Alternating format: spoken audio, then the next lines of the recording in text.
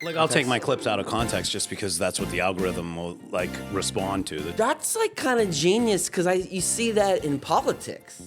It's like... Sound bites? Well, yeah, they know this was what's said, or that they even know that they made this point, but then later they're like, oh, I can ratchet it up if I just re-edit it. Yeah, the internet is destroying the world. It's ruining everything. There's, I have no integrity left at all. You know my new mantra? What's that? It's been like, try to be more shameless. Oh, yeah. Yeah. Yeah. You'd be surprised how easy it is to, I take to it like a fish to water. Hence why you're here today, I guess, or I'm here today. That's great. There's a video on the Pits that I recently posted, and it is a man getting on the bus. He's obviously wildly on drugs, and he's screaming at the bus driver, and it's a Pittsburgh video. Yeah, yeah. And I usually would not download and post that to my brands, for reasons, because I'm like, well, first of all, God probably has some mental issues. Yeah. I feel a little bad. And then, and like, it's also not really my content. It's kind of like public, viral content. And then I kind of was like, be shameless. It's like, I need fuck, just put it on there. People love it, dude. People love a public meltdown. Crazy. It's the most views I got any video on the channel. Yeah? And, public rage is always good. I search that. I do. Like my YouTube, I'll search for public freakouts. I love that. And I thought I was going to be shamed for it. Like, I was waiting for the comments to come in, and nope, it was like the exact opposite. Well, that's how it works. You want to be shamed because then someone else will be like, cry more, snowflake, and now you've got, what do they call it? Engagement. Yeah. The goal is to get people fighting with each other. You know, I have the same goals as any politician. It's like, 100%. Get everyone to hate each other and they'll watch your shit. Comedy and politics are basically the same thing. Religion, Yeah. It's all... Yeah, the internet controls what we're doing. It really does. I feel like I chose like the career of making movies because I wanted to make movies, and that's what I've always really wanted to do. Yeah. And I had I kind of had an interest in comedy, and then I guess similar to the same question I asked you earlier, it's like now I'm not making movies. I'm just trying to hack the system. Yeah, and it's weird because you kind of do what you don't want to do until you get a little traction and some credibility. And, everybody does that. You work shitty gigs to try to get better gigs, no matter what you're doing. What's your favorite movie? Probably Pulp Fiction. Really? Yeah. Okay, so you're like you like Tarantino's shit? He's probably my favorite director, but there's just a handful of movies he made, and when I go back and rewatch them after years later, thinking like, is it gonna? And I'm like, fucking no. No, it's all good. It's a little too like extreme for me. Like there's an element of realism that gets lost in his stuff. I like the feet thing. Well, the feet thing's relatable. I always see like how relay his talent to how talented he is for how fucking weird he is. Yeah, yeah. You see him like just rant and rave about anything and just talk. You're like, wow, to put up with him, he must be a genius. I wish. Well, that's what I mean. Though they call that the Kanye syndrome. Have you? Kanye. You gotta see a clip of Tarantino, and it's like he's the only white guy on a panel, and he's code switching real bad. Oh my God. And he's trying to fit in, but he sounds like abhorrently racist. He's like, I tell you what, brother. He sounds like Fog. Oh, I think I've seen that. Yeah, he sounds like Foghorn Leghorn. He just doesn't understand, and people are like, doesn't matter. He's like, we're all signing on this film, right? We're good? Yeah. You can feel it's weird in there. Again, that's what politicians do, It's crazy. And when I say he's my favorite, it just means like it's not like that's my genre. I don't fall he's into fantastic. A genre I'm probably, I guess, Scorsese would probably be my favorite, or maybe like, I really like Spielberg. Yeah. For a guy who like openly touches children, I think he's a great director. I watch a lot of, or more than I used to, like behind the scenes. So like each director I now see has different techniques. Like one thing about Steven Spielberg was his way to always move the camera on these long scenes that he would do. Like I want to say it's E.T. when like all the government officials come in and they're like trying to fuck with what's going on with the aliens, and there's just awesome just pan, and like everything is strategically moved from the extras. So there's not even though there's not a word of dialogue for maybe 20 seconds, you're just like a whole story's being told. What's really cool about Spielberg was when he was a kid, he wanted to make movies real bad. Have you ever seen the documentary about him? I don't think so. And he would come up with his own special effects, and it's something that's like really lost in movies today, is because there's like everything CGI, and I hate that.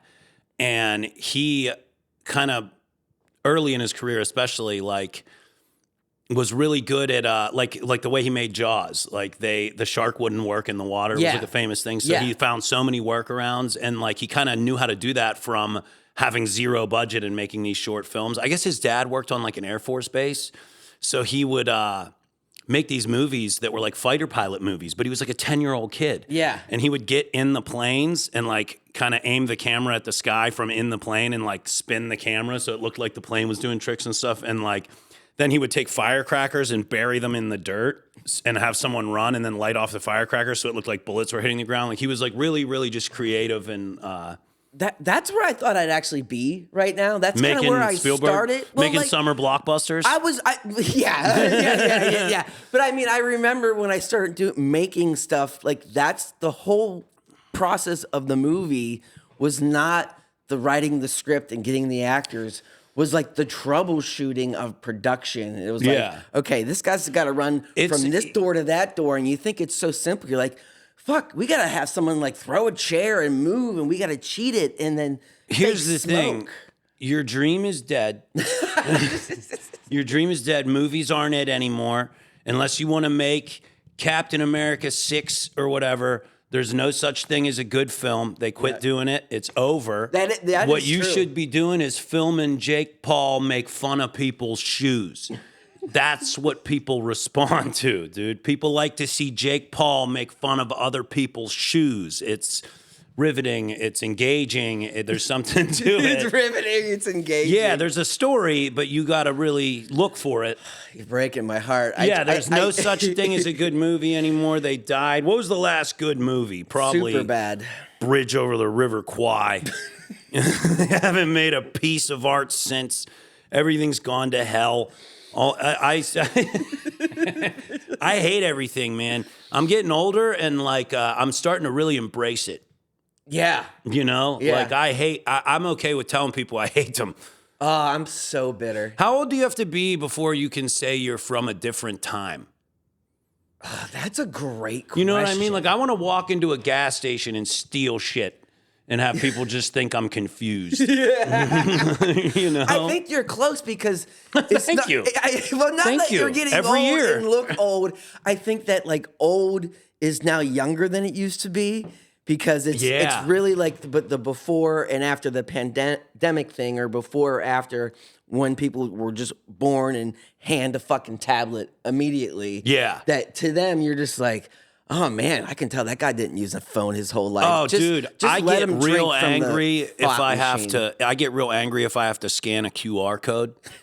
Do you know what I mean? Like at a restaurant, I'll snap. You know, that's what I want. I want to just be like of an age where you can be mean to service workers. Do you know what I mean? Like You sound like my dad. I want to be disrespectful to people who are working very hard to barely get by. Yeah. Yeah. Yeah. I mean, loud and clear. I cannot stand most bartenders because I don't understand why they just hate the job that they're at. Like I walk right into a bar. Hey, can I get a Yingling? They're like, ugh. Hold on. I'm like, there's no any. What do you mean? Why are you so angry? Yeah, I get it. Their job sucks. I think, you know, when's the last time? I haven't been in a fist fight in probably 25 years. Yeah. There's this very strong likelihood that I would lose in a fist fight. I almost got into a fist fight at the Abbey. What was this, like 6 months ago? With the bartender. I almost fought a man who was on the clock. So the Abbey, I hate that place. Don't go there. Don't ever. I'm boycotting the Abbey. And I tried to get a protest. No one else understands what I went through. But so I go to the Abbey, and they were eating on the patio. And they're like, okay, well, there's a patio menu. There's an outside bar menu. there's a cafe menu and a restaurant menu. And I'm like, oh, that's good. So no one gets confused. You know, that's good. So then they tell me, okay, so I try to order what was called, I think it was called like the All-American Cheeseburger. You'd think that's easy enough. And they were like, oh, I'm sorry, that's only available at the bar menu. There's 2 bars. So I go to the bar. He says, that's only available at the bar menu. I go inside to the cafe, which looks like a bar. And I literally am on my 4th try. And I go outside and I look at it and like, oh man, the rage is coming back. So this guy behind the counter, he spoke to me like he was a woman. And he was like, I was like, I'll get the All-American Cheeseburger. This is like the 4th time I tried. I'm being nice. And he says to me something like, that's only available at the bar menu. And I just snapped. And I was like, how about I fucking DoorDash it from there to here? It's like, it's 8 feet away. Do you know the guy's name? Go tell him for me. Like, I started yelling and I left. And I stormed away, and then I realized I didn't drive. So I had to come back. I had to come back in and be like, we're leaving, you know? Yeah, I threw a tantrum at the guy. He knew it was time too, man. Like, I had to look him. I don't do this often. I'm a very peaceful guy. Like I said, I would have likely lost the fight, but this guy knew that like it was going down. Yeah, he probably felt the energy coming over. He felt it, I'm dude. number 3 of what you just went through, and like I'm getting the full everything right at me. Dude, I looked at him like he had just called me a pussy to my face. I stared through this man, dude. I've had that energy. Honestly, I stopped going at my local dive bar because the last 2 times I went over a year, the door hasn't even shut behind me, and there's a person at the bar but sitting by themselves, immediately start a conversation with me. Just because they just want to be like, hey, what are you, the news? And I'm like, no, please don't. So wait, your gripe is that you made a friend? These were not my friends. These were like I was assholes inconvened. I was accosted by a gentleman over a cheeseburger. You were. You met. The reason you go to a dive bar is to make friend with that guy. I like the people in dive bars. I don't drink anymore, but I am sad.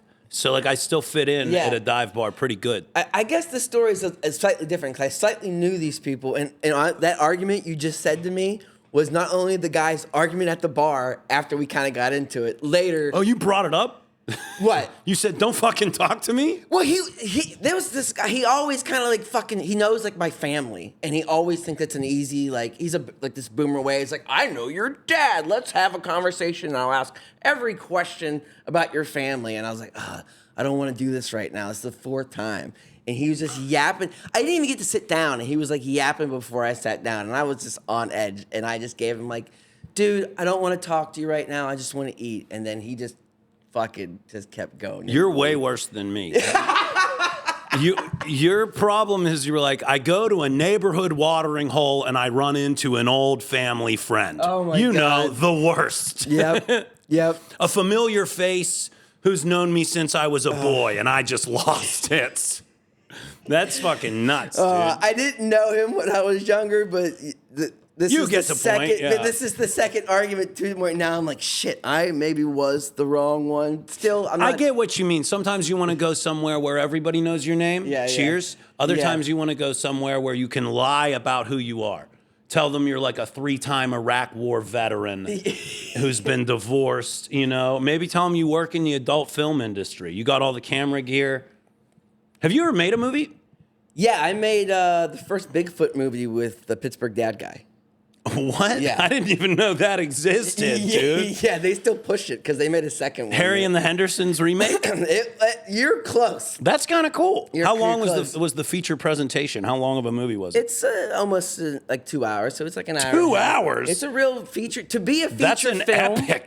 To be a feature film, it has to be over an hour and a half. You made Ben-Hur with fucking Pittsburgh dad. You think that the people who are, dude, that's the problem. Your dream is dead. People can't pay attention for more than 10 seconds.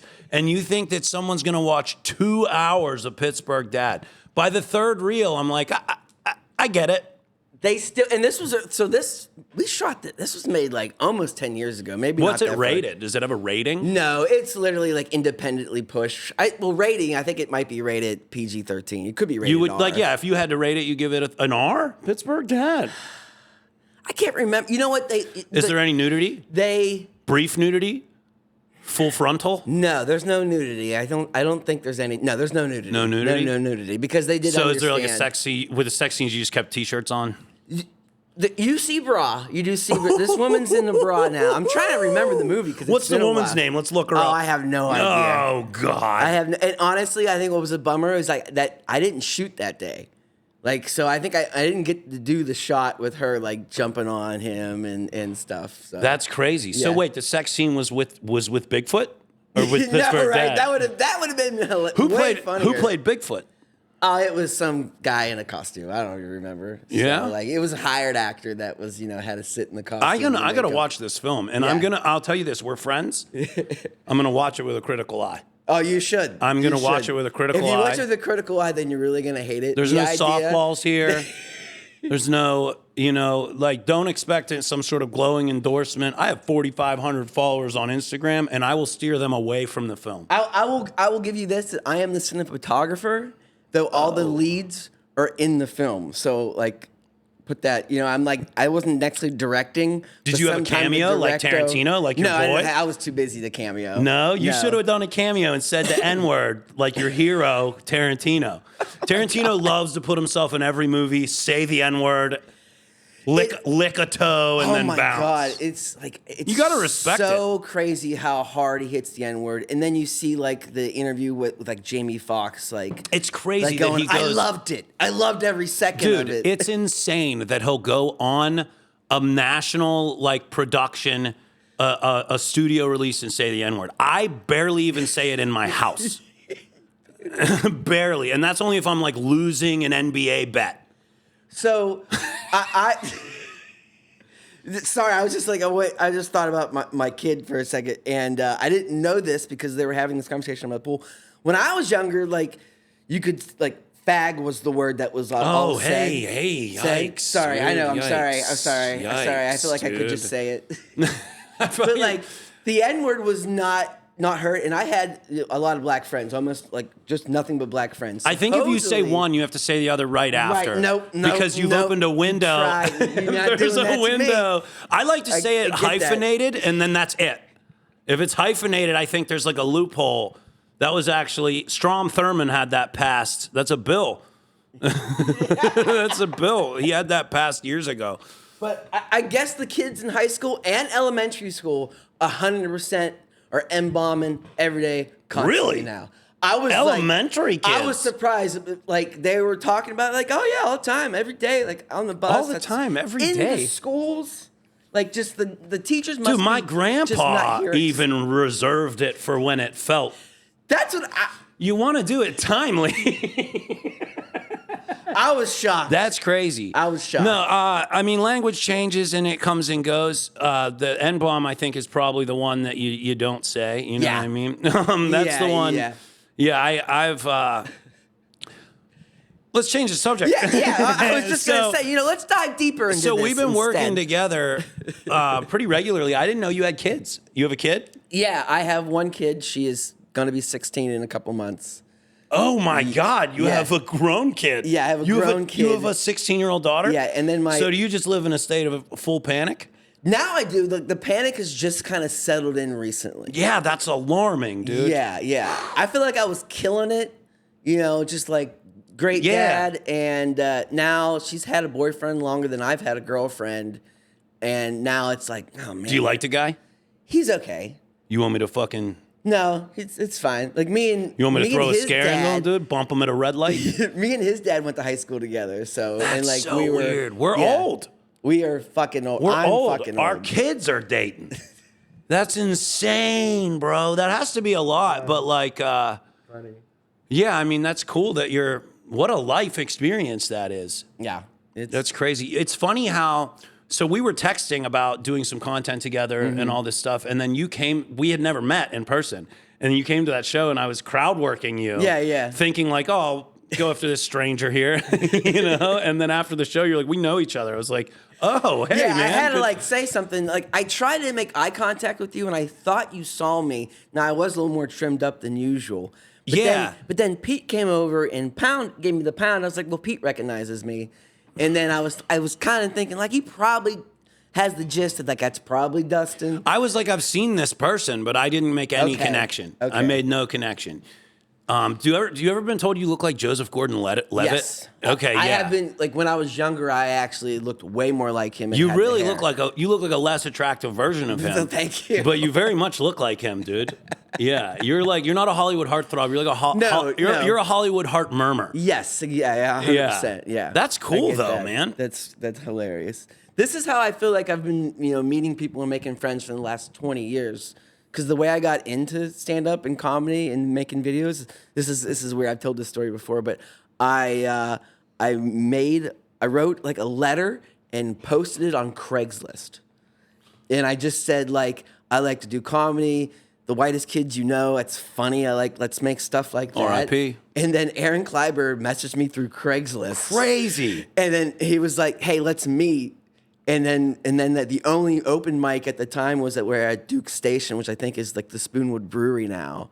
And then we just start making stuff, and then I started getting into I tried comedy for a while, but then I just like I am. Aaron Kleiber was the very first person who sort of introduced me to Pittsburgh comedy. Yeah, that seems to be the normal. I used to work at a gym, and he was a member there. And somehow I had heard that he was a comedian, and I would not leave him alone about it. And this is like 8 years before I ever tried it.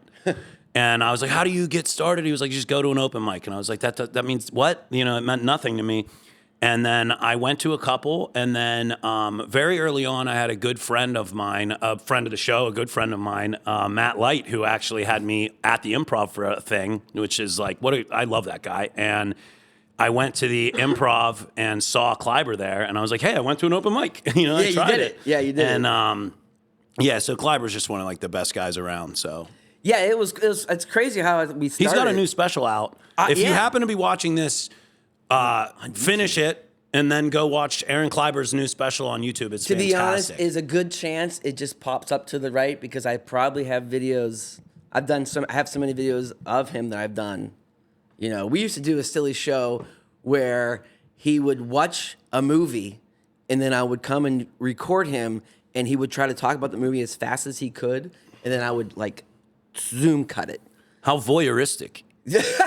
You would go over and you would watch Aaron Kleiber watch TV. Yeah. It got annoying. I'm surprised after it didn't a while, take off. I'm surprised that wasn't something people wanted to be a part of. At first, when I was putting a lot of effort, but then it was like, this is so hard. Yeah. it took so much effort. But I like to say it's similar to like doing the open mics. I did that and got really good at editing. Hell yeah. So I feel like you're interviewing me, and it's not really an interview show, but this is my show that you're the guest. Yeah, thank you for having me on. I am a guest on your show. Yes, that's cool. So everyone, this is Trevor Austin in my company on the Company Cast. Thanks for, I was going to say coming on the show, but I'm at your place. Yeah, we're in my studio. Your studio, which was a great place. Hell yeah. Thank you, man. Nice. Lawrenceville is cool. Yeah. That's why I moved here before I realized I'm too old. I'm what's called hanging on for dear life. Yeah. I don't know how to dress. I don't know how to like look or talk. I don't know the language. But I always say like I'm old, but I only hang out with younger people because I'm a creep. And I don't fit in anymore. I don't fit in with older people. They're too normal. I don't fit in with younger people. They're too hot. So I'm what they call politically homeless, as you would say. I have the look of a younger man, especially with my hat on. Especially with the hat on. I generally do not try to put out there how old I am anymore, and I can kind of play up that I'm still maybe in my 20s, if not like in my 30s, so people will talk to me that way. You have the look of an OnlyFans producer. Oh, man, because you always you have a mustache. You constantly have film equipment with you. You are just pegging me. Would you film OnlyFans for someone? No, I don't think so. Really? Yeah, I don't even know how to work a camera. I would do it. It's funny. When I was younger, I was definitely asked to shoot porn a couple times. That's wild. And I definitely at one point was like, I know I could do better than what I watch. You start having the same, when you watch a comedian, you're like, I can do better than that guy. It was in that way, I'm like. You were like, the lighting in here is terrible. 100%. Listen, I cannot watch porn when the camera's far back, every light is on, and it's an abomination. She's reversed doggy style, and her face is 20 miles from the lens. Nobody knows how to you do it. Be aware of where the cameras are. Yeah. It's like some of that may be on the talent. I remember could direct the talent. Well, they said when Will Smith started on The Fresh Prince, he was so naturally talented, but he never was aware of the set and where the cameras were. And I feel like that's what you're dealing with. These are young, 18-year-old, nubile, athletic, adult film stars. They have everything, but what they don't have is the seasoned veterans. Like, we need Gwyneth Paltrow to be in an adult film. You know, that way I can get into the story and also be repulsed by what I'm seeing. Which is exactly what you want in a porn. Like, you need to have a little bit of shame to I think I could do it, but I'd have to wear a mask. Here's what I say. I would do one, but I would wear a mask. But I would wear like a Phantom of the Opera mask so that some of my face was showing so that my boys could still tell it was me. Oh, okay. My boys have to be able to tell it's me. you gotta get the problem. I think in that case, you just gotta go and just be like, it's all you now. No, I still have family members who are alive, but I need, you know what I mean? A Phantom of the Opera, or maybe one of those like purple masks, like or like maybe I would just wear like the New Year's Eve 2025 glasses. I'd be like, that's not me. That's a jackass wearing those New Year's glasses. What? I would never. I have no tattoos. There's plausible deniability on every angle. That's not me. By then, we'll just have the technology that just your movements will like automatically tag you, and it'll just be like on the. You try all this stuff, but like it's just tagged. There's got to be a pun in Trevor there. Austin. Facial recognition software. Yeah, I'm sure that is true. That is one thing I have been surprised. I have not seen really any AI porn. I guess you're not allowed to do it, but isn't it's porn out there, bro. Supposed to be like ahead of everything always? Yeah, it's on the cutting edge. Yeah. Always. So where the fuck? Everyone says that's a political term. As porn goes, so goes the country. It's very true. The stepsister thing, you're going to see that everywhere soon. Oh, man, God, that is so weird. It's really weird. Yeah. It's really weird that we just, like, I remember when it first happened, everyone was like, this is weird. And then we were all just like, it's what there is. So people will eat what they're fed. Let me come back to that because I wanted to, like, I have a point on that, but I wanted to make this point on this podcast per se is... This podcast, the company cast, is generally what I wanted to do was like a version of a DVE morning show, but like free. And most of this wouldn't make the air. Exactly. And so what generally happens, because of my personality and why I did the Matt Light podcast for a while, was like, this is kind of my personality. And then I was like, I get nervous. I'm like, I got to get work.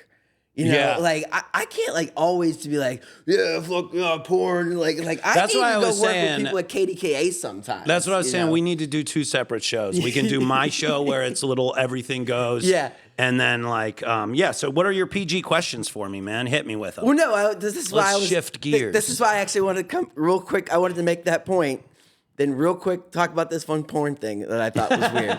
Okay. So from watching that kind of porn and going back and forth, what I think happened was the stepsisters type of porn would give you the endings, would actually give you the full video up until they finished. And then so people start going to that website because websites like Pornhub or whatever, they'd always cut it off. And so you would have to pay and then premium. You're left wondering what happened to the girl. Yeah. I think it's not like our preference is that. Dude, you know what I think? We had to go to. I think they should show even after. Like they should show the guy in the bathroom, like, and he pulls out like a gun and puts it in his mouth, and he's like, "Oh my God, I had sex with my mother," and then he kills him. Like they should show the whole thing. They should show him like sitting at his desk the next day, staring off into space, steam coming off the coffee, and he's like, "What the hell is wrong with me?" Oh my God. Like really show the effects of what he's done. Show family dinners over the next two seasons as this man becomes clinically depressed. He realizes that nothing will ever be the same. He's lost any semblance of life. Life is no longer the same. You know, like I would like to see the first of a full feature film where the first 20 minutes are this guy having this romantically charged embrace with a family member. and then an hour and a half full feature presentation of how he copes with what he did. Oh my God. This is a little close, an episode of Rick and Morty where they're just watching intergalactic cable, and it's the exact same premise. Oh, no The guy's way. in it, but it's not porn. The guy's in a commercial, he does the commercial, and then it cuts to the next thing, and it's just his fucking life. And it's just the next hour is his whole life, and they just watch it basically. So I think he maybe commits suicide or something in it, but it's like the same idea. Wild. Anyways, that is hilarious. Yeah, let's try to do the interview Now process. let's shift gears. So I don't have any like interview questions because I forgot because I wasn't feeling good last night. But I guess we were talking earlier. When you started comedy, you said like 8 years ago. No, like 6 years ago. I call it like 5, 6, because you first go out a couple times, it goes horrible. You don't go out for a couple months. That's hilarious. Then you try a couple things, you figure it out. So yeah, like 5, 6 years. Where was the first mic you said you went? It's hard to remember because there's some that I like don't count. You know what I mean? Where it was just like such a pathetic, blacked out attempt that just didn't work. The first place I ever did good was the Parkway Theater in McKees Rocks, which I now host. You now host that one. And I can't let go of it because of the nostalgia. Like I'm booked a lot. It's a Friday night mic and I'm booked on Fridays and I have to get guest hosts all the time. But I will like never let go of doing that. It's like an important place. It's also like a muscle, like you're producing and you're doing comedy. And they were just so lenient to me when I was struggling with addiction. I would show up there blasted, and I cannot believe they've allowed me to continue there. And like I feel like I owe this debt of gratitude to continue showing up there sober, and like but they're the best. There's nowhere better than the Parkway Theater. Man. Is that a thing with comedians? I feel like almost when I started comedy, everyone was a fucking drunk. Yeah. Maybe it's still like that, I don't know. And now everyone's like, I sobered up. You're either one or the other, you know? You're either one or the other, because it's just like the personality type it takes to become a comedian is someone who likes high levels of stimulation. You know what I mean? You like being in front of a crowd and interacting. There's like a lot of energy there. And there's the same thing kind of happens when you're out partying or flooding your brain with chemicals. It's like everyone is seeking this like almost like an adrenaline. Yeah. So there's a big layover between people who enjoy substances and people who enjoy doing stand-up. Yeah. And if you enjoy them both a lot, you kind of got to pick one or the other eventually. Yeah, I'm getting revved up. You talking? I'm like ready to go. I feel that. I'm ready to party. So you don't drink anymore? That's no, I don't touch anything. Well, good for you, man. That's some days I think I should think about it, but I'm not. You know, it's kind of like a known thing of AA and whatever. It's not my place to ever tell anyone if they want to do that. But people come to me and ask for help all the time. I'm more than happy to give it to them, but. I also, here's the other thing that's unique about me being sober is I love the lifestyle of it. So I'm still in bars all the time. All my friends drink constantly, and none of it bothers me one bit. I like being around it. Like, it's part of who I am. I don't think I could be sober if I just had to change to be like, yeah, I go home every night at 7 o'clock. Like, that would have never worked for me. Yeah. So I had to find a way. Everyone's like, well, you're in dangerous situations. You're around alcohol. I made a decision that I was done with that stuff. The decision is made. But I did not decide to stop living. I don't live in fear. Like, I have a lot of sober friends who are like, I can't go into a bar. And I'm like, hey, man, that's good. You know yourself. But I can't not go into one. Mm-hmm. Like, I have to still have that part of my life be active. I just learned that it's not for me. I can't enjoy responsibly. You know, I think I was always responsible enough. I say that, but then I remember being in college, and I'm like, nah, well, college doesn't count. Those are mulligans, dude. Those are mulligans. If I don't have a college degree, if I went back to school, I would probably start drinking. You know what I mean? Did you go to college? No, 100%. I was okay. too busy drinking. I couldn't handle it, dude. That's when I ratcheted up. I was frat boy. I'm a frat man. Yeah. Frat boy. I'm a frat grandpa, dude. I'll never let go of that. I'm for the boys, dude. Here's something we both learned about each other. You like the WNBA? Yes, that's what I wanted to bring up. Dude, I get accused constantly of being sexist, but I love watching those bitches hoop. Oh man, they're mean. Dude, they're fantastic. Mean. And people shit on it and say that the level of play isn't as good. And I'm like, yeah, It's not, but I love it, dude. I love it. I'm a Caitlin Clark fan for sure. But I've been watching it way before that. So yeah, so like, how involved are you watching full games? Are you? I mean, I watch highlights. You know what I mean? Important games, I'll watch. I'll watch playoffs. I stay in tune with it. I know what's going on. You know what I mean? So like recently, and now I'm trying to focus. I'm trying to watch full games. But, like, I'm the same. I'm just getting clips and stuff like that. I struggle to watch a full NBA game sometimes. Yeah. You know? Like, that's why. And, yeah, I think it's just boring. It's boring in different ways because they don't care sometimes. They're not putting NBA playoffs effort. are sick. Yeah. I love this whole, like, Caitlin Clark's really good, and she's brought in so many fans to the sport, which is awesome. It's really good for them. And they're trying their hardest to sabotage that any way they can. They're like, Caitlin Clark is racist, and she's brought all of these racist fans to the WNBA. Let me tell you something. There are no racist people watching the WNBA. I might be the only one. I don't see a bunch of like super racist, sexist dudes sitting down to be like, first of all, there were always white players in the WNBA. There's tons of them that are very good. I love the Indiana Fever though, dude.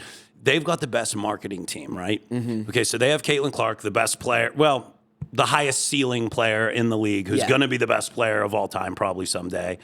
And then they also have, like, they're selling tickets now. So what they did was they just packed the roster with the rest of the hot players. They're the hottest team, dude.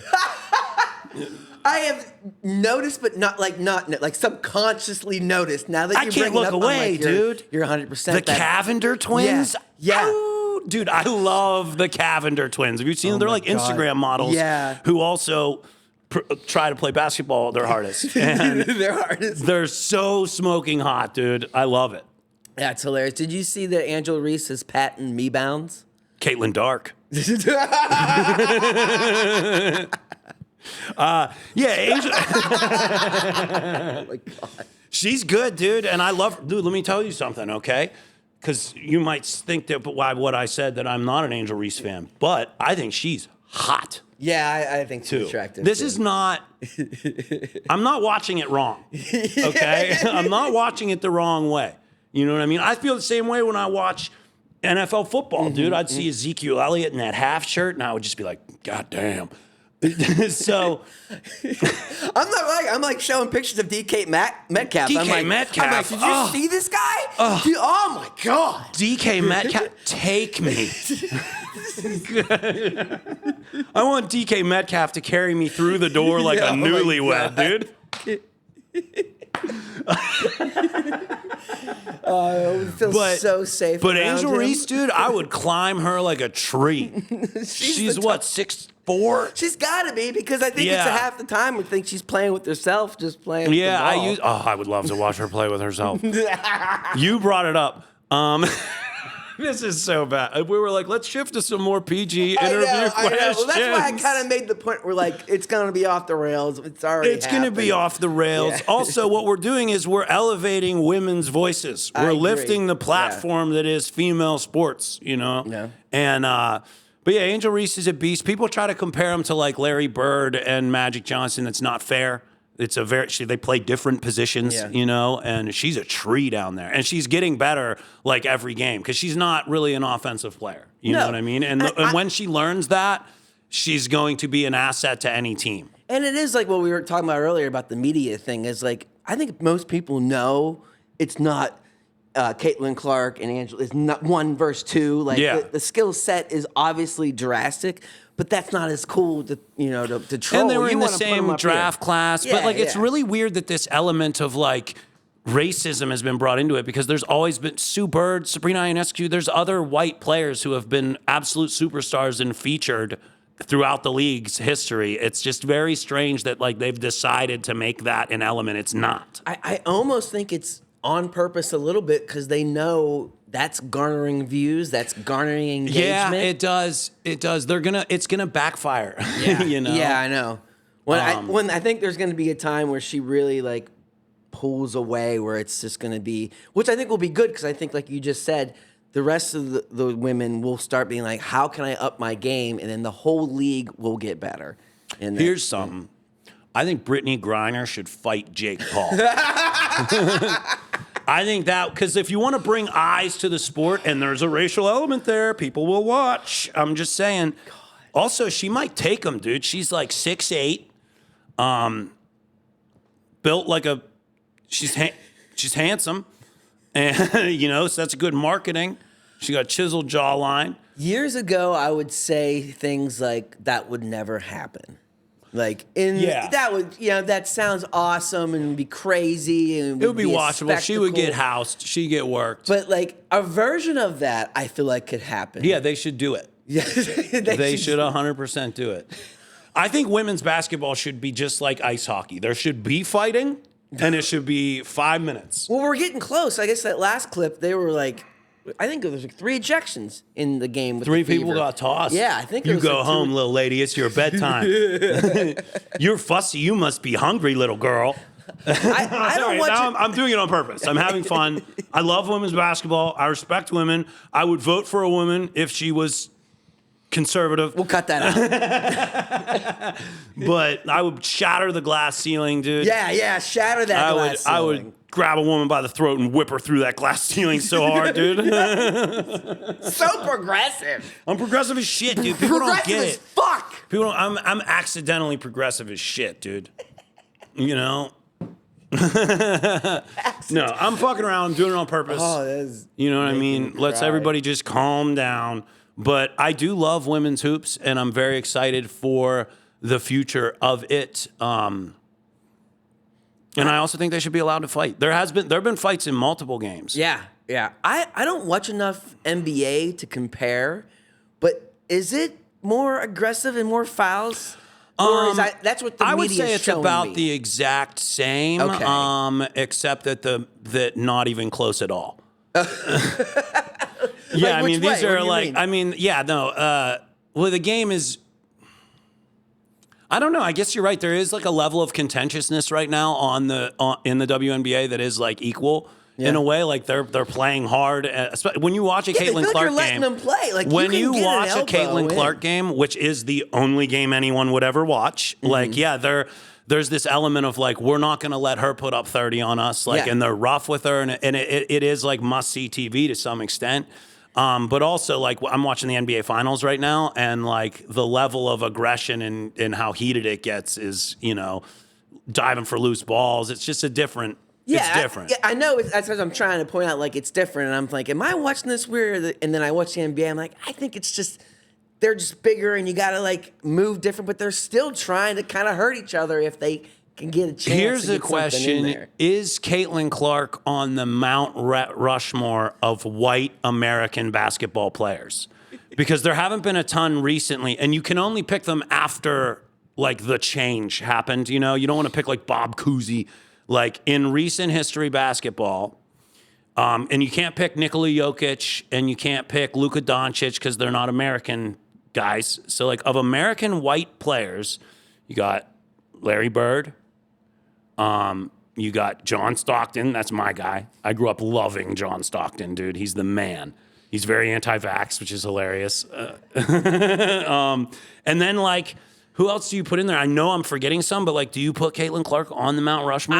Only because you named 3 people and I knew 2 of the names. Okay, so yeah, Caitlin Clark is on the Mount Rushmore of white American basketball. If you could name another white player, Chris Mullin. There's guys out here, yeah. So that's why I would have to say yes. Shit, if I had to go to Chris Mullin that early, but we're forgetting a lot. Rick Smits.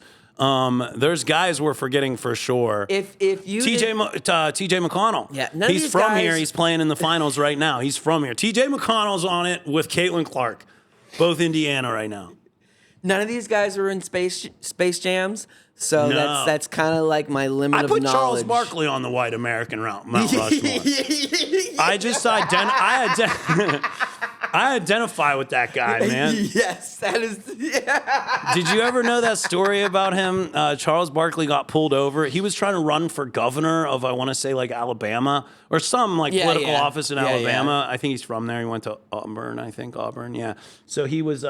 He got pissed drunk, got pulled over, and he was hilarious with the cop. I think there's body cam footage of it still, and he would say like, "You want me to sign your ass cheeks?" And like he was hilarious, dude. Barkley. Is there clips of this? Yeah, I think somewhere. We could try to find one. Yeah, but, next time we'll get it in the there's system. There's definitely like clips of it like on the news. Yeah, he was like so offensive as shit. I love Charles Barkley, dude.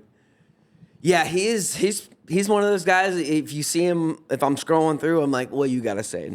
Barkley's the man, dude. I hope he wins office. Is he running now? Like he should be. I feel like all these guys are gonna start running for something. They're gonna get bored. Trump changed the game because like he was like, oh, celebrity counts, and now I'm like, maybe we'll have Eminem as totally the mayor of Detroit. That's what I was saying. Like at first, I would be like, no, that's dumb. They would never. Who would be that. A good celebrity politician? Like who would be someone actually good one? Well, none of them are good. So who would you want to see in office? Oh man, I think it would be crazy just like someone like a Jake Paul. Or okay, like Jake Paul's got a shot. Yeah, maybe like a Shia LaBeouf. Dude, I would vote for Shiloh. I did last time. I wrote him in. I said, let's see what the kid's got. I'm still waiting for him to make another comeback, and whatever he wants to do, Shia LaBeouf is awesome. I watch everything he does. There's a documentary, either it just came out or it's coming out, and like it shows a lot, and I guess it has he's all about it. He's like, yeah, put it out there. And Clay Aiken tried to run. Yeah, I remember that. But he didn't. No thanks. Care. Yeah, I would watch Clay Aiken play women's basketball. If you want to merge the two things that we're working on. Does he not already do that? I feel like he would get cooked out there, dude. Get cooked. He would get. I like to think, okay, I can play a little bit of basketball. People don't know this. I can play a little bit. I got a great shot.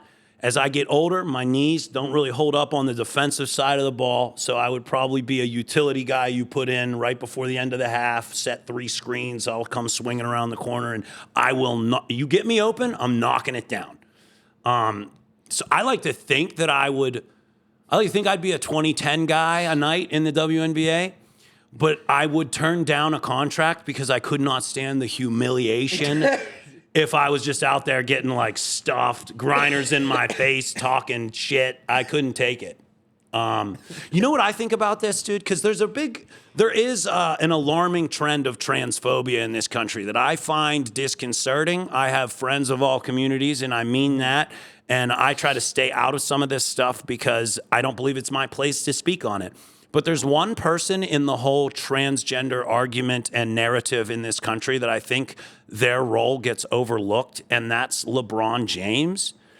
Because LeBron James spent his whole career being like, is it Kobe? Is it Jordan? Is it LeBron? And now the argument has been, if LeBron identified as a woman, he'd score 100 points a game. He's like, yeah, a lot of guys would. What about Jordan? You know, he's got to feel like, why am I the guy, you know? That is a really great, interesting question that, oh my God, that should be like... It should be on the front page above the fold. Yeah, because it's also, he's a celebrity status to such a point that he is asked those type of questions. Because what are the top, 5 topics in the world right now? That's one. Yeah. And he is such an extraordinary level of celebrity that's the kind of questions he's going to be asked. I can't stand that question anymore. Yeah. I can't stand watching open micers talk about this. I agree. It's like I'm done with it. Everyone already has their opinion. If I have to watch one more viral Pierce Morgan clip about should women be allowed in the pool, and it's just like, shut up, dude. Give me anything else to think about right now. You know, this is a weird point of how I edit and how videos work on the internet is you cut off the identity and introduction to stuff because no one cares. Yeah. Because before, when I used to make videos and we shot some of this, because sometimes I'd like to use it, it's like, hey, I'm Trevor and I'm in Pittsburgh and we're down on the streets interviewing people.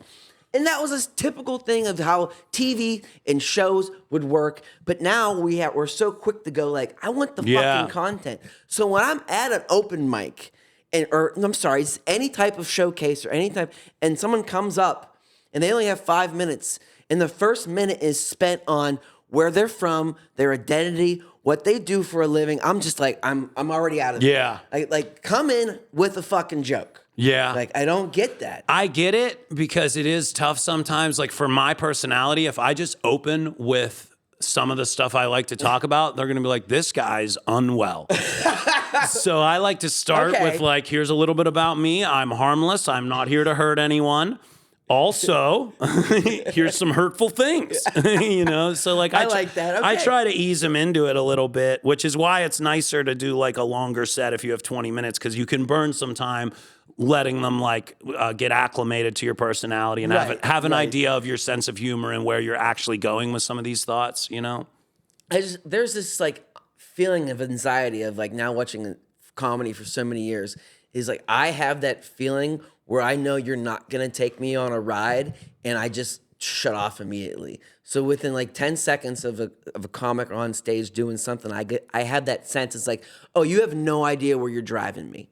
You don't have a path. You're just willy-nilly. Yeah, and sometimes that's good. I love non sequitur guys who just have like jokes that don't connect and they're good jokes. And like other times you need like a coherent through line, you know what I mean? And it's tough. And the one thing like I try to stay away from the hardest is like political shit. Just because it's so polarizing and I'm always just joking with it. And I feel like that's hard to make sure they're all on board with. Because people are sensitive, which is man. Crazy. Dude, you're at a comedy open mic. I know. Or just a show. But like, you're right. And you poll the audience. I look at the room before I decide what I'm going to talk about that night always. And if I see someone if I see a group of people with blue hair and a septum ring, which is frustrating because they should be the most fun people. Like you see a person who's covered in piercings and blue and pink hair, and you think this looks like the type of person who would do a line of coke off my boner. And instead, they get upset that I use the word boner and say that it's a tool of patriarchal oppression. And I'm like, you suck. You know what I mean? But here's another thing that's been upsetting to me. I live in Lawrenceville. It's Gay Pride Month. You know what I expect when I'm in Lawrenceville? I want rainbows. I want to see a fella with a ball gag in his mouth walking another gentleman on a dog leash. You know, that's culture. That's what I moved here for. And that's what I got in the years leading up. Now, there is no Pride Month this month. Where are you guys? Because everybody's instead out here protesting immigration. And I understand that. It's a very serious thing. Nobody wants to see anybody get deported. Not nobody, but you know, people don't want to see people are upset about the deportations. It's an important issue. It takes precedent, right? That's what we're working on right now. But also, while you're out there protesting against immigration and deportation, don't forget that you're also gay. Don't forget that you're gay. You can protest immigration. You can do both. You can protest immigration with a butt plug in. I've done it. It's not impossible, okay?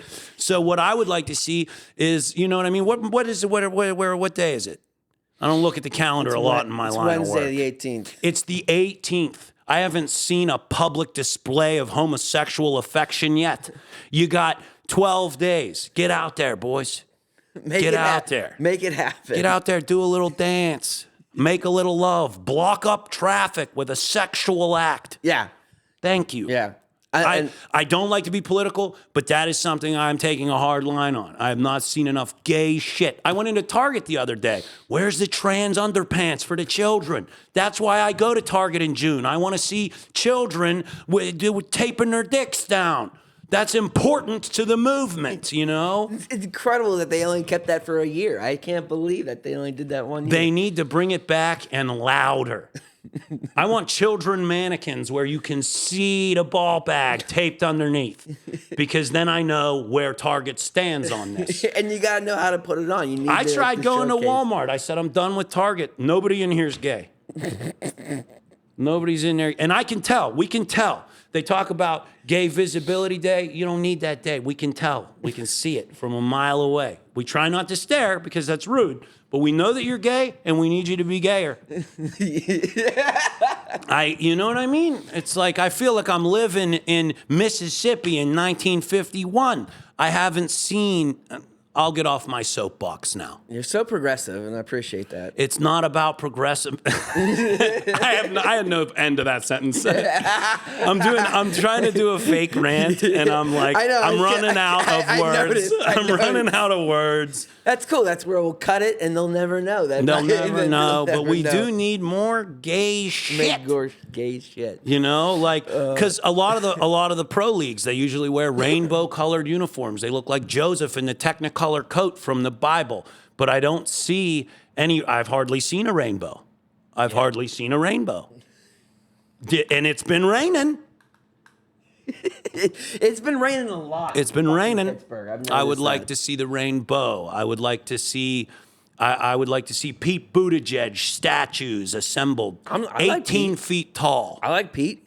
Not anymore, because he's not being vocal enough. Ah, you're right. He does do a lot of podcasts where you're like, are you gay or not? You can't even tell anymore. I want my gay people to all look like Boy George. Yeah. You know, I want them to look. I want people to call Boy George homophobic. Yeah. I want everyone to be absolutely flamboyant as living hell, dude. Unavoidably gay, unapologetically gay. You know, I want to see. Dude, I want everyone to develop a lisp for the month of June. See, this is the platform I would run on. I would say no gay shit 11 months out of the year, because we're going to overdo June so hard. I mean, it's going to be gross. I want you to walk outside, and I don't want you to be able to see rainbows. I want you to be able to smell gay sex. I want it to reek. I want the streets to be flooded knee deep in ejaculate. I want to be gay only during June. I'm a Christian, for Christ's sake, okay? But during June, anything goes. I want it to be like Babylon outside, Sodom and Gomorrah. But it's not. It's not. And I guess that's just the world we live in. You know, I hope one day my children, my grandchildren, will get to be gay. But for now, we're living under a fascist regime that seems to not understand, like, you know, we can talk about something else if you want. We can silence. I'll be silenced. No, I was laughing so hard and the back of my head fucking hurts. Like I'm flexing. My back problem here. is that I forgot for the last 4 minutes that any of this was going to be published. That's what it felt like. I forgot where I was. I blacked out. But that's how passionate I am about the issues. We're in your house. I feel that. Passionate. I'm in my own home. This is how Americans talk at the dinner table. Because I was like, where can I pivot? I was going to ask him about what his real job is, but I don't know. If my real job is fighting for the gays, dude. Yes, I realized. I have joined the militia. Yeah. We're gonna kidnap the governor of Michigan again, only this time with a new motive.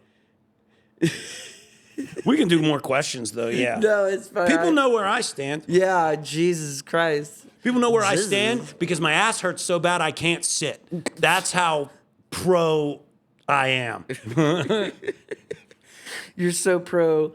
You're gonna add a couple more letters to the LGBT. Yes. Could be LGBT, whatever. I don't know. I'm adding numbers, dude. You're adding numbers. I'm adding numbers. We're just, plus is not even plus, we're adding symbols. I've got apostrophes, hyphens, web dings. I want it to be illegibly gay, you know? That's how your pronouns. It's just web dings. Web. No, I always try to use the pronouns. People, I think that I'm like not, because I am like a dick. I'm aware of that. Mm-hmm. Everyone knows I'm a dick. My very close and dear gay friends know that I'm an asshole. But I always use pronouns, and I've even had gay friends who were like, I'm surprised that you did that. Like, thank you. And I'm like, it doesn't faze me. It doesn't bother me. I try to be very respectful to people. I always try to be funny, and I make fun of everyone and bust balls, but I always try to be respectful of that. And I think that part of it is because my name's Trevor, and I hate being called Trev. Okay, good. Thanks, because I might have moved to that at some point. Yeah, so I hate being called Trev because, so it's like when someone says call me they, I'm like, yeah, no fucking problem. Don't call me Trev. It's a hate crime. You do it once, I'll correct you. You do it twice, you've done it on purpose now, and we have beef. You know? Well, that's good mutual respect. Yeah. You know? Plus, dude, I always use pronouns because gay people, man, something you may not know. You don't want to piss these people off. Dude, hell hath no fury like a gay person scorned, dude. I treat gay people like bank robbers. Just give them what they want and get out of there alive. You know? The insurance covers the issue. They're feisty, you know? I'm telling you, if you've ever seen one of them mad, dude, they'll whoop the shit out of you. I think Jake Paul should fight gay people. Like, as a whole. Jake Paul probably is gay, though, isn't he? Is he not gay? Damn. I didn't even... How did I not see it coming? Yeah. Well, I mean, we're not supposed to out people, but... I apologize. I think we can out Jake Paul. But now I think maybe, like, you and Jake should run... Like, I'm not sure you should be, like, make the out? vice. Oh, I thought you No, well, that could kiss? be, like... Me and Jake Paul should kiss? That could be the starting platform. You know how Trump came down the escalator? You, just be me and Jake Paul kissing? Just, like, Jake Paul kissing, and then it's me, like, yeah, we're doing this. We're doing this. You know? It's over. It's over. We're going to run the country now. I was going to try to transition to sports somehow. Hey, transition, bing, comedy. But I kind of wanted to talk about sports in the sense of like how overwhelming it is in Pittsburgh to anything else. And I've always known this, but man, recently, because I live north of Pittsburgh, like Armstrong County, Butler area. I'm sure everyone knows where Butler is. And sports is over top of everything, even religion now that I've realized. Wow. It is that important. And it is important, man. I don't know if that's down into this. And when I say sports, I mean at all levels. I mean, like, the conversations I hear about their kids in football, the whole way from elementary to varsity or whatever, it is just incredible. And I know how, and for like how stand-up and the other arts, it's like you got to plan shows around the Steeler games, hockey games. Oh, yeah, for sure, dude. A show during a Steeler game is a nightmare. So I was wondering what your take and says, because you said you were, you're a little bit in sports, but not into everything. So I was just wondering what you thought about that. Okay, well, I joked around a lot for the last 5 minutes. True. But I do think it's concerning how divided the country is. Like, there will be people who watch what I just did and be offended by it. And for that, 100%. I actually do apologize because that's not my intent. I am just having fun and goofing around. I believe no one's above anyone else. So I will make fun of everyone. And the best part about this, what you're saying right now, sorry to interrupt you, is like this will be on the podcast, but not in the reels. So like, put it in the exactly. They'll see the reels. You got to watch the whole show. Yeah. But I don't believe in the concept of punching down. I don't because that would mean someone is beneath me, and I don't believe anyone is beneath me. I think we are all equal, and it's so upsetting to watch how like really divided we are. And I think some of that comes from like religion is like gone for a lot of people, right? And religion provides like a social cohesion of sorts, like it created like a commonality, and we don't have that. And I genuinely think sports could save our entire country if we all had, because it creates this like community, you know what I mean? And like you can feel it in the city when the Steelers win that everybody's happier. You could feel it. And you can feel there's like a vibe of like when the Pirates were good 10 years ago, like it was like people were proposing to their wives. Yeah. Families were starting because the Pirates made the playoffs. You know what I mean? And so sports to me are one of the most beautiful things in the world. Like it's teamwork on a base level.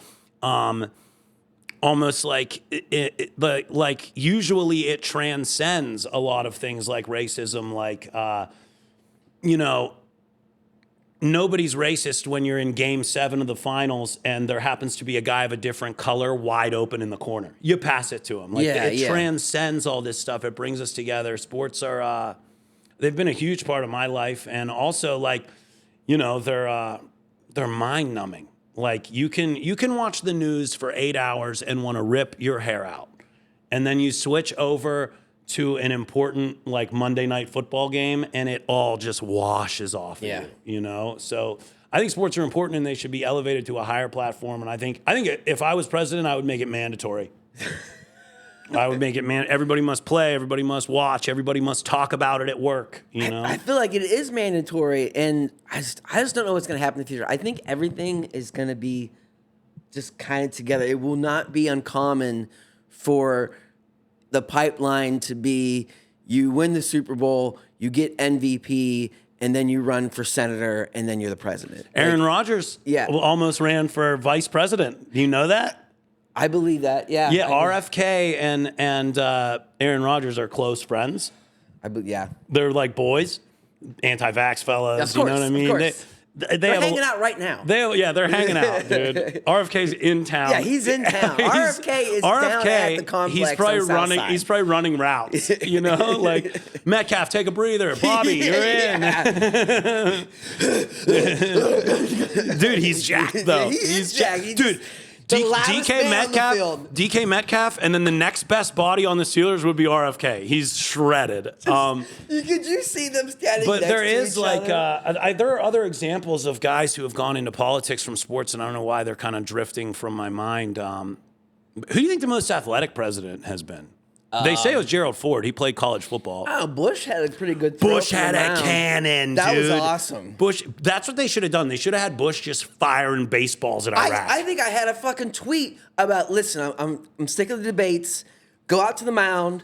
Whoever can fucking throw one down the center. We should have a decathlon. That would be amazing. To pick the president. That would be dude. amazing. I would respect. Dude, Bruce Jenner would win. Something like that. Bruce Jenner would be the president. Fuck, whatever. I didn't even fucking do that on purpose. Caitlyn Jenner would be the president. I'm not even kidding. I didn't do that on purpose. That was. I didn't even catch it. Like, I feel like a dick now because of everything. The rant now feels realer, but he because she was Bruce when she won the fucking decathlon. But I didn't mean it like that. But Caitlyn Jenner was a beast athlete.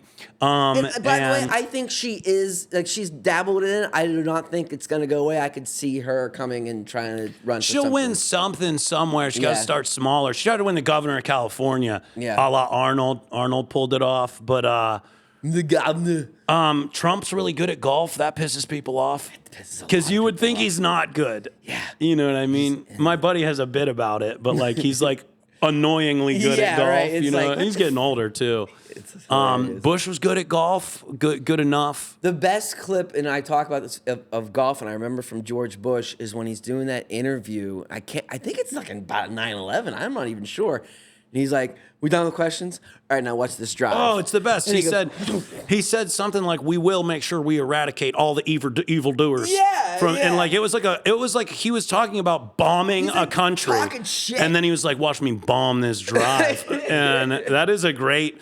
Dude, it reminds me of, it was very similar. One of my friends had told me we were on the tee box at a golf course on like the 5th hole, and he was like telling me that he and his wife had just recently been married, and he was like, "We're actually having a baby." And then he sat up and just bombed a drive, right? But it went straight into the woods. So he's like, "I just want to let you guys know, I'm going to be a dad." Right into the woods, dude. We were like, it was a very bad omen. You feel bad about that. It would have been sick if he just put it like 280 down the fairway. It would have been awesome. I'd have never forgotten it. That would have been awesome. But I think that it might start happening as like just a gimmick, because you know, I could see Aaron Rodgers, like he's doing some video. Well, he would never be good because he would not be a good politician. Tom Brady could probably be a good politician. You're right. Tom Brady has but he's got too much plastic surgery. That'll be alarming on camera. I think but this is people that we can't even think of because we don't even know. Just like how there's like people on YouTube with millions and millions of followers. I have no idea who they are. I could see this very dystopian future where Mr. Beast is like dictator of North America.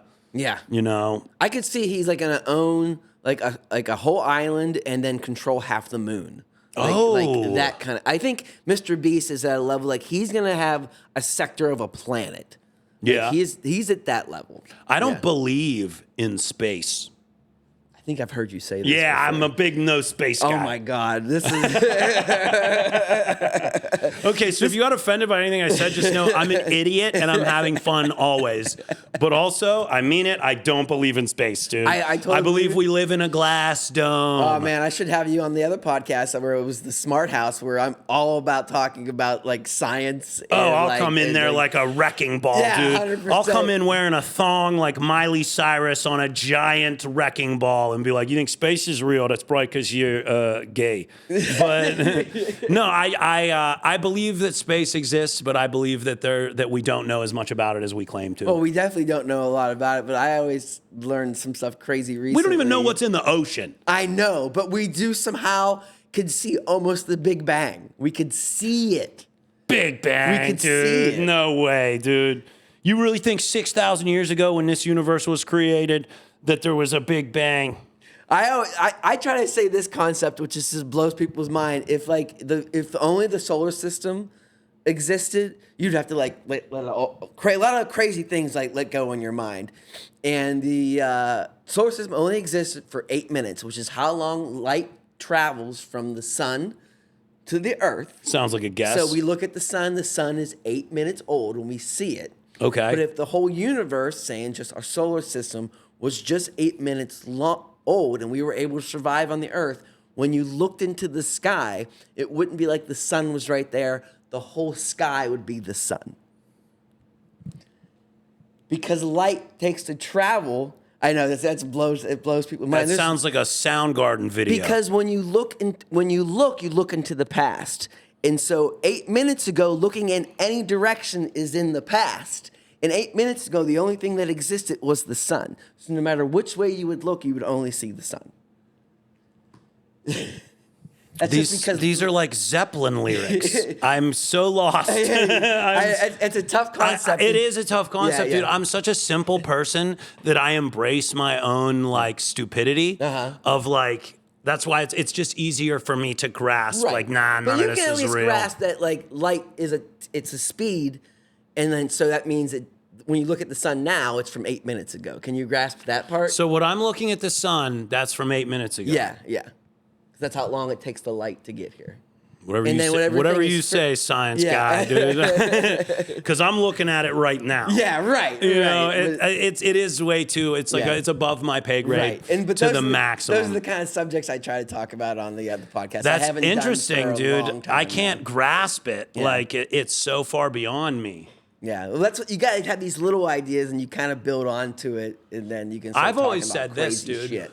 So I believe that the concept of evolution is the biggest proof towards the existence of creationism. Okay. That I've ever heard. Because, like, and I'm kind of being funny here, but, like, you mean to tell me we started as rocks turned into tadpoles and now we're people holding iPhones? Like, that's some God shit right there. Yeah. And, like, you mean to tell me that a couple of atoms or whatever collided and created the universe and we're here now? I'm like, that's... The Big Bang to me is, like, what people years ago just wrote as a creation myth of Adam and Eve. It's like that. Yeah. It's like, to me... The existence of God is something that's very hard to understand, and I believe that, like, the concept of a Big Bang, that only a God could make that, you know? And I know that that's, like, an elementary explanation of it. I'm not even explaining it well. To be honest, when you talk to a lot of scientists, like, that's almost an agreeable concept because it's like we don't, because they don't know. We only know and can measure. If you describe God as an energy, as Yeah. this indescribable energy, I think that it allows a lot of more intellectual thinkers to, like, lend a little bit of credence to it as a concept. Yeah. It's like, So- it's an energy. So the way we can understand like the Earth, like how did the Earth form? It's like we can't go back in time. I'm not even sure it did. Yeah, but we can look and see other planets being formed. So that's how we kind of have to figure shit out. Okay, what about this? Are you a simulation theory guy? A little bit. Oh. I can fall into that. I have multiple theories. That's one of the ones where like the concept works for me. Simulation theory to me is blow it out your ass, dude. Yeah. So like, we're in a game of Sims. It's baby. You know what I mean? Well, I want to have a word with the guy playing my character. Okay, but it's similar to what you said. It's just so advanced that maybe it's from a god playing a video game that this. It's like the same idea. Like there's a god. Okay, the other thing I get frustrated about is like people who don't believe in free will. You know, like determinalization or whatever. I think I butchered that word, but like I don't believe that all of our actions and thoughts are determined. Like I believe you very much in like the freedom of choice in action. Yeah, I hope it's true. But if you measle everything down to like particles and everything works, like if you wanted to fly to Mars, you don't fly. Like I said, you don't fly. You'd to where crash it is. into the firmament, dude. Yeah. The glass ceiling. Right. You're not getting through the Van Allen radiation belts, dude. No one has done it. You got to mathematically figure out, well, it's not going to be there. It's going to be over there. So the future, you're flying to the future. Oh, it's like leading a receiver. Yeah. You're exactly. like he's breaking it to hash, but he's Yeah. going to end up over the So middle. when you think about free will, it's like, well, if we can measure where Mars is going to be, if I had enough data, I could maybe figure out what you're going to say next. And technically, it's already happening in the algorithms. They know what you're thinking. They know what you're feeling. And that's why the algorithm's sending up the next video. I'm having a panic attack right now. It just kicked in. Maybe I should have had you on Smart House. I'd come on Smart House and I would try to behave and be serious for a good chunk of it. That would be great. But I cannot help but just like, everything matters and nothing matters. So like, that's kind of what it is. I struggle to be serious for more than like 10 minutes at a time before I have to like throw in some sort of relief. Well, and I do, and then you do, because scientists disagree. There's a different theory every couple of years, and they try to get it down. Like there was string theory for a while. You might have even heard of that. Dude, people word. used to think COVID was real. Can you imagine? Like, because this is a real thing. People who are younger than us, like people who lived a couple years ago, they believe COVID was real. Imagine that. Yeah, I mean, I can't. You ever hear the myths of Helen Keller? That story? I haven't gone deep dive on the Helen Keller myth, but I also fully believe it. Yeah. Apparently, you can like be completely deaf. You cannot talk, complete mute. You can't hear anything. Everything's off. And you can like write books and give speeches and stuff, I guess. Yeah, I mean, I get it. I don't want to say anything negative about Helen Keller because I'm not sure. I don't want Helen Keller has like Swifties. I don't want I don't want Keller's killers coming after me, I think what's funny about this kind of stuff is like that stuff gets into like when we were talking about elementary school and high schools, like where kids are like convinced we're like that is actually the truth. Yeah, it's crazy. And, the youth is being raised too much on the internet, and like I think that the whole goal was like we were trying to educate and breed this very, very woke generation, but what you could not anticipate was that the internet is such a free for all that like there are these pockets that create like these whole different kind of extremists. Yes. And I will say on the record, I like extremism. I like all far left, far right. I don't care. Like I like people who are extreme. You can be an Islamic fundamentalist. You can be like a crazy Mormon. I have like a Death to America shaped hole in my heart. I love extremism. And because you're interesting, I can sit down and talk to you and be like, if you're a moderate, I'm just like, oh, cool. I could just turn on the news and learn what you think. But I like an extremist, dude. You'll learn being from a moderate them. seems not to be a thing anymore because you can't function in society. You're so uninteresting. Moderates isn't a thing because the algorithm doesn't want you. Yeah. You got no juice. Yeah, you got exactly there's nothing that you're a moderate. Oh, you think Helen Keller was real? Swipe. Yeah. Swipe. I don't care about that. Not one bit at all. Oh, cool. I can find anybody who thinks Helen Keller's real. Find me somebody who thinks Helen Keller's an alien, and then find me someone in the comments arguing against that. That's what I want. I guess, so I can sink my teeth YouTube, I felt like, was primarily 9/11 conspiracies at one point. Oh, it was wild. And it was almost like fun and safe to go on there. I'm like, oh, this is the conspiracy website. Let's learn about all the conspiracies about 9/11. But then I was like, oh no, this is like full-blown culture now.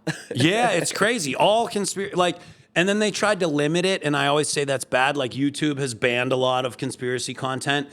But what's bad is then all of the conspiracy people just went somewhere else, and a lot of people aren't aware of it. Like there's these other websites where they are way worse than they ever were. Yeah. So like you push it underground and it's going to erupt like a volcano. And it also seemed to give them an excuse like, see, we told you they're trying to hide the secrets. Yeah, it does. It lends it like to a conspiratorial minded person. And I'm a recovering conspiracy theorist. I am trying to get off of it. And I am for the most part. I mean, humorously, I say in it, but like I don't really believe a lot of crazy conspiratorial things. I think most things can be chalked up to human error and what do they say? Incompetency. I think most things can be explained by incompetency as opposed to conspiracy. However, you will definitely see that like when something gets banned, it's like told you. Yeah. So I don't think it helps. I think you shine the light on shit to expose its like falters. But the problem is we're getting more incompetent and we're liking more conspiracies. So that is also happening. Yeah. Some of them are just so good goddamn fun. Well, this is a point now too where they're so prevalent that it's like, well, I might as well just plan it out that way. And there's also ones that are like, it's like, where do you like to seek your conspiracy content? Like, Diddy is a clone. Okay, that's harmless for the most part. Nobody's going to really get hurt in the Diddy clone forum. But then there's like, you know what I mean? There's a lot of denial of historical events and shit. And it's like, then you can get into like breeding political militias and shit, where what you really that's my advice to conspiracy theorists. Stay on shit like the moon is made of cheese. You won't lose any friends. Everybody likes the moon is cheese guy. He's fun at a dinner party. If you could build like up a big enough following, did you think it would go to your head and you're like, maybe I should try to take over the world? Like, maybe I should, like, maybe have a continent to myself. I'm doing it with 4,000 Instagram followers. If you gave me a big enough following, I would burn it all to the ground, dude. I would be the best cult leader. I've talked about this. This isn't the first time this has been brought up. Okay. I would be such a good cult leader, dude. I would be having sex with everyone's wives, and no one would have a problem with it because that's cult culture. Everybody knows that's a big part of joining a cult. Mm-hmm. I think that's what makes it a cult. Yeah, the sex stuff really what makes it a cult is sex stuff. Yeah. If you're a cult without sex stuff, you're really just a club. Yeah, if those... What was that in that Superman show, Smallville? If all those guys were just hanging out together, like they were fucking each other. Oh, you're talking about, what was that, NVIDIA? No, that's a stock. I can't remember the cult's name, but there was like the hot blonde from Smallville and maybe someone else. She was like running a cult, and it was all like of them are wild. like that. Jonestown had that going on, yeah. But no, in reality, I think if I had a big platform, it would be taken away from me instantly because I've done several podcasts like this where I say things I don't mean, and taken out of context, I would sound the worst. So, but yeah, if I had a big following, what would I, like if I actually carried influence, what would I try to do? I'll tell you what, man, not much. I would just try to entertain them. You know, like that's all I would do. I would not engage them. I would not release them on the Capitol, you know, like, now if they're going to do that on their own, I wouldn't abandon them. Yeah. I would go into battle with my followers. Okay. You know, I'd be that kind of general. I feel like power corrupts. And at first, you would start, because I remember thinking about this years and years ago when Ashton Kutcher was like the first person to get like 1 million people on Twitter. Mm-hmm. And I was like, what if he just gets up one day and he's like, let's just fucking start a protest and go down. Like, people would start following him, and I was like, that'd be funny. Maybe he'll do that as like a punk joke, and he'll get all these people. Wow, Ashton Kutcher should have punked the country. Yeah, like that was like the conversation I was thinking of. But now I'm like, you know, Jake Paul's gonna get bored when he's like 65. Here's the thing: they don't all only follow him. Do you know what I mean? So like you have 1 million followers, but they follow 1,000 other people. Okay. So there's less power in it than it seems. But yes, power corrupts, and I'm sure I would be extremely susceptible to that. I'm not special. I have an ego. I would struggle badly. You know what I mean? I get like, I would struggle badly if given any power. I think, clip this. Don't ever give me any power. Don't ever give me any responsibility. You really shouldn't even be giving me any attention. I really shouldn't be here with a microphone. You shouldn't be here. I am irresponsible, and I cannot be trusted. That's for sure. I get uncomfortable when people use their Facebook power. Like instead of I don't even like a GoFundMe. I don't like with like certain like mid celebrities, instead of like going to Google and asking a question, they just ask Facebook because they have enough followers. That like, it almost like how ChatGPT kind of works. That they're like, hey, what's the best thing to do when I do this, and where can I buy it? And like, people just love to comment so much. They'd be like, you should go here, you should go here, you should go here. It's like this weird addictive thing. Is like, you don't like the hive mind. I don't like that. Yeah. It's like, you know that you have the if I had a following, I would never ask them any questions. I would delegate. I would absolutely not be looking for any input. I want subordinates. I appreciate that more, actually. Yeah, I don't want followers. I want subordinates. If you follow me on Instagram, I am your father, okay? That's how that works. You now work for me directly. And I would have people in high-ranking positions underneath me. Mm-hmm. Like my first 10 followers, they would be given leadership roles. That's cool. Yeah. that power can be taken away. Do you like that? Because that's the power that I would like. Yes, I would have a dictatorship, a hierarchy of sorts. Yeah. I want to have a board meeting, an empire. Yes. I'm in 51% control of the board that can never be taken from me. Of course. But I want people in charge of other things. I don't want to be in charge of everything. Like, you run the military, you run my social media. It's probably all you really need. Jokes aside, though, like I do. I absolutely believe in like help. I have help. Like, you're helping me a ton with some of the content we've been doing, and like I have other people that help me with editing and all kinds of stuff.